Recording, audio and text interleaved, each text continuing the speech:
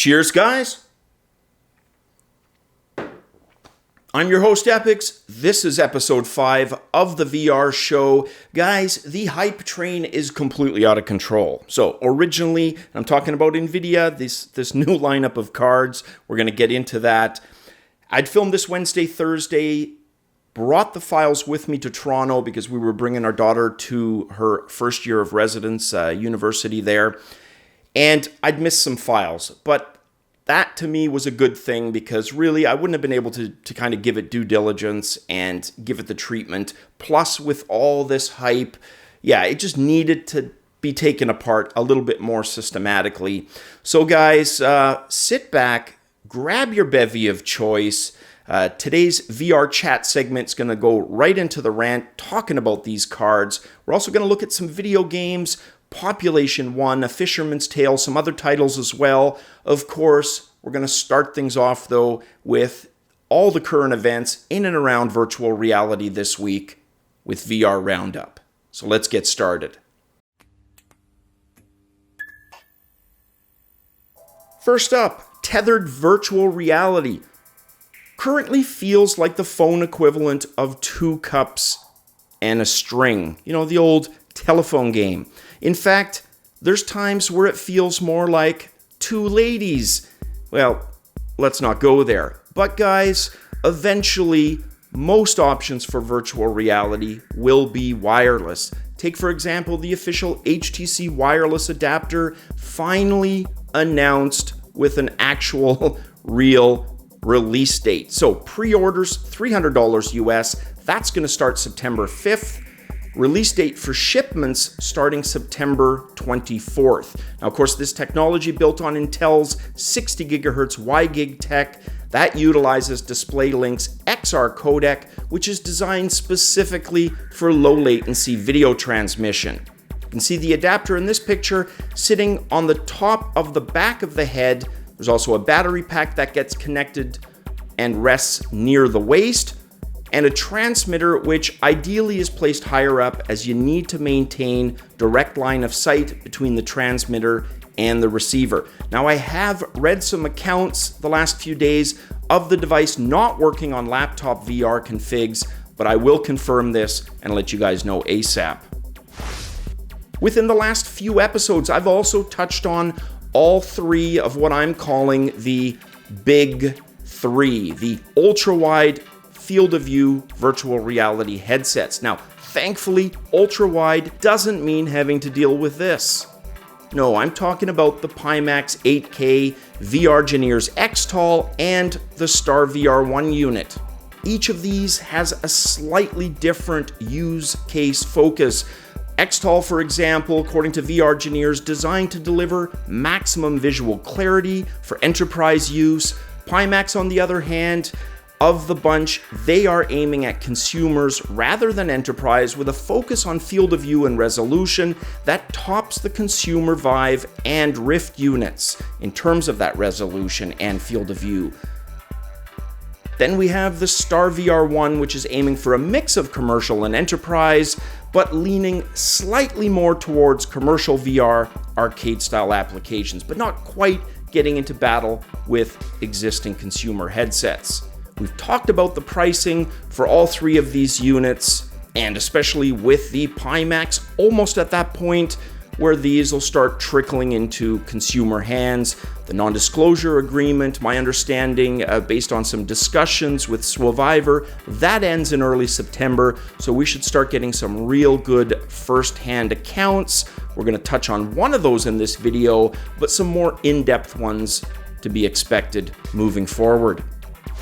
Valve mentioning that the tool Steam Play uses called Proton will provide Windows compatibility using a custom version of Wine, which, if you're not familiar with it, is a set of emulation tools for running Windows, as well as an additional set of libraries developed alongside, which are fully open source. Valve is asking Linux users that have virtual reality to test this out and report back. And guys, I'd love to hear from you in the comments below. If you are one of these people who prefer Linux, you've got this latest update, love to hear from you how things are running. Unlike a lot of people who watch zombie flicks or have watched zombie flicks. I haven't completely gotten zombie fatigue yet. Of course, a lot of that depends on quality, whether it's The Walking Dead or, a really good 90-minute zombie experience. For me, it was always fun to live vicariously through the actors, slaying zombies in that post-apocalyptic kind of zombie apocalypse. Well, with virtual reality, we are actually able to do just that. And one of my favorite has been Arizona Sunshine. Well, now we have Arizona Sunshine LB. It's a multiplayer arcade-style experience that supports up to 4 players in a 10 by 10 meter play space. Now, it is wave-based, as is to be expected, but a lot of walking and functionality in the game catering to room scale. So it's not just a gimmick in terms of a lot of size and space. The actual game elements take advantage of that. Very similar to Void-style VR arcade experiences like Ghostbuster and Star Wars. The entire experience expected to take around 30 to 45 minutes. That's after outfitting and receiving the necessary training instructions to play. Finally, word on Oculus Santa Cruz. Oculus targeting the first quarter of 2019 for the launch of its higher-end standalone VR headset. That, of course, codenamed Santa Cruz. It's going to offer 6 degrees of freedom and I love this part, 2 touch-style controllers. So finally, a mobile solution. And I know there's, been some other kind of knockoff ones that catered a little bit to this, but a full commercial consumer version with 2 touch-style controllers. Definitely welcome. Hopefully we hear more at the upcoming Connect 5 event. My bucket list includes a visit to Japan. It's a place I've always been fascinated with. It's a place I cannot wait to visit. However, it's also a place that has made me suffer a bit of peer envy from time to time. Waiting 1 to 2 years, for example, to get localized versions of RPGs, that can get downright irritating and, bugs my liver to no end. And don't even get me started about the games that never make it over. Well, continuing in that fine tradition, if you live in Japan, you are soon going to be treated to a PlayStation VR bundle that finally includes everything you need to get started. The big one, of course, 2 PlayStation Move controllers. We have seen that in the promo Skyrim VR bundle, but in Japan, this is going to be a full permanent bundle moving forward. Sony announced the new bundle available September 13th, 37,000 yen, roughly the equivalent of about $335 US. That saves consumers in Japan about $70 versus buying it piecemeal. And let's take a look at some VR games and experiences. First up, bow shooter VR game In Death. This is from Iceland-based Solfar Studios, the folks behind Everest VR. It was released back in February of this year. It's got roguelike elements and it's proved to not only be fairly challenging, but a worthwhile VR experiences, garnering a lot of positive press, a lot of positive comments. The company announced on the 20th, a few days ago, that their next update will add a new chapter to the game called Paradise Lost. This follows on the heels of the previous Pits of Damnation update. You're going to face new enemies like creepy cute cherubs that attack you from the air, wailing banshees that cast powerful magic at you, and at the end of the chapter, you're going to go face to face with the Archangel Gabriel and his minions directly. Along with all these creatures, a new crossbow weapon that focuses on short-range damage. So its forte will not be medium or long range. In fact, it's probably going to be pretty next to useless at those ranges, but short range, in your face, that's where it's going to do a lot of its damage. No firm timeline other than expect the release later in 2018. Then we've got A Fisherman's Tale from developer Innerspace VR. That's going to be releasing on Rift, Vive, and PlayStation VR sometime later this year as well. In it, you play a fisherman who solves various puzzles in and around the lighthouse you inhabit. Doesn't sound terribly inspiring or interesting until you realize that you're not a regular fisherman, you're actually a Pinocchio-style doll. So Along with that, the challenges of scale. You are much smaller than the environment. The objective, solve puzzles, get to the top of the lighthouse, light the lights, and be able to warn nearby ships before the storm brings them crashing into the shore. Big Box VR, the devs behind Smashbox Arena in 2016, have announced a VR Battle Royale title called Population 1. Now, warning, we're going to talk about the hype train a little later. That applies here as well. This is their wording, Big Box VR, not my wording. They say it plays like a cross between Fortnite and PUBG. It's a multiplayer experience, features 1 square kilometer playable map, the ability to fly via jetpacks and climb much of the impressive height scenery in the game. You're also able to build defensive structures and even play some single player missions. The devs are calling their form of VR locomotion free motion, so it'll be interesting to see how that differs from, well, all the other types of locomotion that we have available to us. They also tout crossplay between Rift Vive and Windows Virtual Reality. Again, no word on a release date other than sometime in 2019 for this title. Twilight Path from developer Charm Games. They are the team behind sleeper hit Form, which was a puzzle game.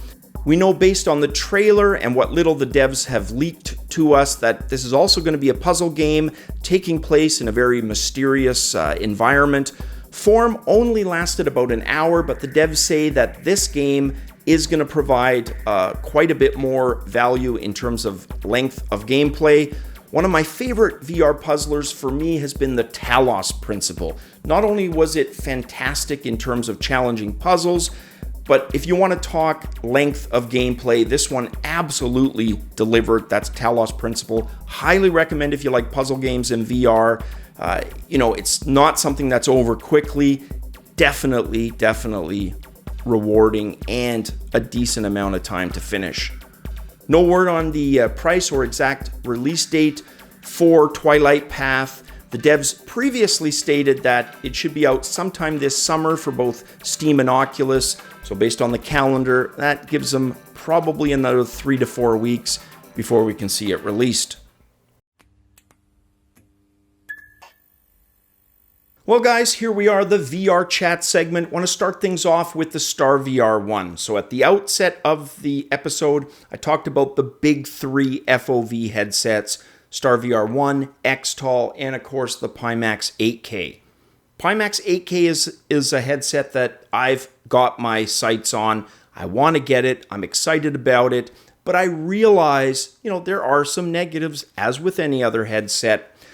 We also have to keep in mind a lot of what I'm about to talk about is speculation. It's a bit of hearsay, he said, she said, they said.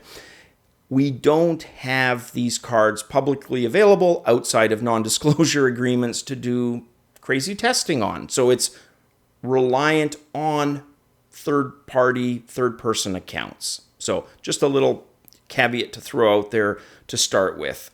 Disclaimer, rather.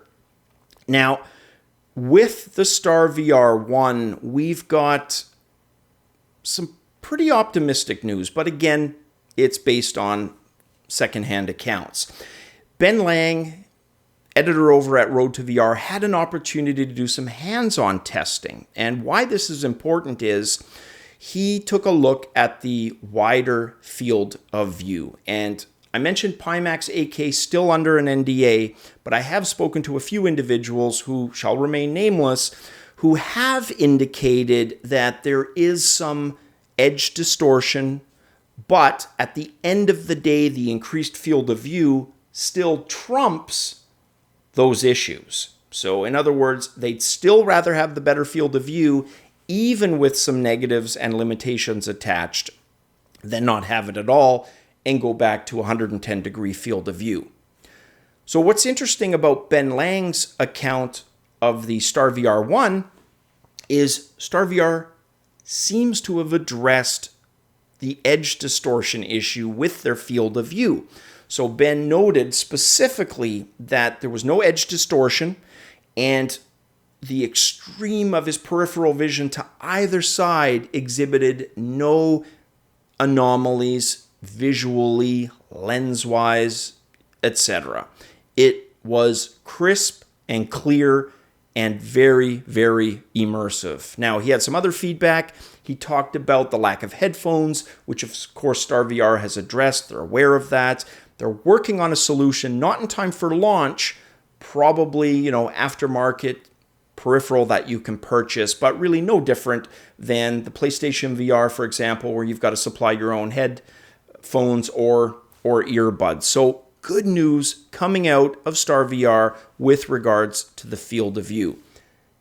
Is Pimax going to be able to address that? Well, hopefully at the minimum, if they can't, it's still good enough that it really doesn't matter. But if they can, whether it's hardware, whether it's a software solution, whether it's a bit of both, we'll have to find out either way. And even to substantiate both of those claims I just made, we will still have to do some hands-on testing. So very cool, very interesting that Ben was able to do that hands-on with the StarVR. Now, guys, we are going to kind of take this second topic and wrap it right in and through the VR rant as well. I'm, of course, talking about Nvidia and the week of cards that we've had. Holy crap. I should say weeks, plural, because hot on the heels of the Quadro RTX cards from last week, we've got the Geforce RTX gaming-centric cards this week. So where do we begin? Well, let's start with answering some of the bajillion questions that I've been asked, direct message-wise, etc., about the differences, the fundamental differences between those cards and these gaming-centric, those being the Quadro RTX and on one side and the Geforce RTX on the other. Well, the first one, as I mentioned last week, the Quadro are rendering cards. They are workstation, robust, render for movies, multimedia applications. We're not talking real-time crazy frame rate yet, but powerful in their own right. They're also very expensive. The 8000 series, upwards of $20,000 US. You're paying a pretty penny for them. Performance-wise, it's a little misleading because the gigaраys per second matches the gigaраys per second that you would get on the 2080 Ti with its RTX enabled. Where that's misleading is kind of twofold. A, driver support. Driver support can make a huge difference. Very much like the older Quadro cards I talked about, the Quattros, people were using them for 3D rendering, 3D Studio Max, Maya, AutoCAD. The drivers were very specific to that type of rendering, not gameplay, not the rasterization rendering that we come to expect out of gaming. The Geforce cards, that's what their drivers focus on, is gaming performance. So yeah, it's a little misleading. You've got the same gigaраys, but memory utilization, hell, the amount of memory, completely different. Take that high-end 20 grand US 8000 series card and look at its memory. 48 gigabytes versus about a quarter of that on the Geforce card. So there's really no comparison memory-wise, not just the amount, but how memory is utilized, plus the drivers, etc. Now, there are some other commonalities, but I would say, yeah, on the surface, that's why that's a little misleading, but you got to take that into account with all the other stuff. Overall amount of memory, the drivers, the purpose that you're using the cards for, etc. So let's go back to, just as an example, both of the cards or sets of cards and talk about the price. So the Geforce side of things, Nvidia's doing what they've done in the past in that they are going with a regular edition, a Founders Edition, and then of course they've got the Ti. So for the Geforce RTX cards, you've got the 2070 on the low end, then you've got a 2080, then you've got a 2080 Ti card. So 3 in that range. The 2070 is $500. The Founders version, which is going to have, a bit faster memory speed, etc., $100 more. Likewise, the 2080, $700. The Founders Edition, $100 more at $800.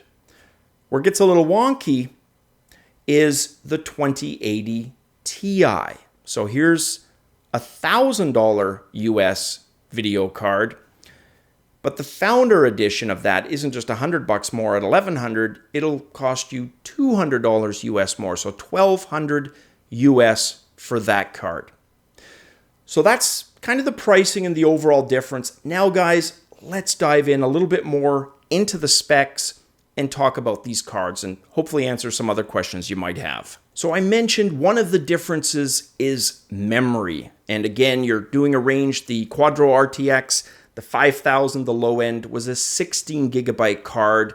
The 6000, 24 gigabyte, and the 8000 high end, 48 gigabyte. You've also got that NVLink capability, the CUDA cores. So let's talk about that. So for example, let's start with the virtual link connector. We talked about it last week, but we didn't get into what it offers. So the virtual link connector is a proprietary connector that offers 4 high-speed HBR3 DisplayPort lanes. It also offers a USB 3.1 data channel, that's for onboard cameras, for example, and up to 27 watts of power. And all of that, according to Nvidia, purposely built specifically for virtual reality. So that's that virtual link connector. The pre-orders for the Geforce RTX cards expected to start September 20th. That's for the 2080. No release yet for the 2070s. And let me clarify, pre-orders are starting now.